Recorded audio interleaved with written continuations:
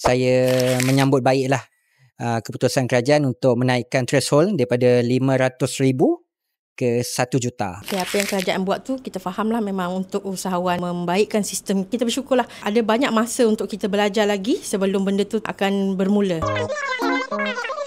Saya amat setujulah sebab daripada segi transparansi lah untuk menggalakkan penggunaan e-invoice. Actually, e-invoice bila kita record everything digitalized, much better. Kadang-kadang kita tak boleh ada kat kedai all the time, betul tak? Setiap masa tak boleh ada kat kedai. Jadi, baiknya bila kita digitalize, once you got receipt, everything is recorded online.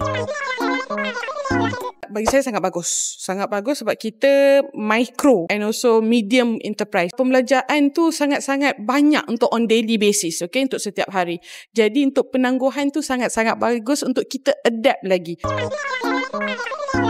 Saya mengucapkan terima kasihlah kepada pihak kerajaan kerana sudi mendengar keluhan daripada peniaga-peniaga kecil seperti kami ni untuk menaikkan threshold tu daripada nilai 500 ke 1 juta. Ini lebih kepada kebajikan rakyat lah. Kita sebagai peniaga kecil pun kita adalah penyumbang utama lah dalam ekonomi negara lah.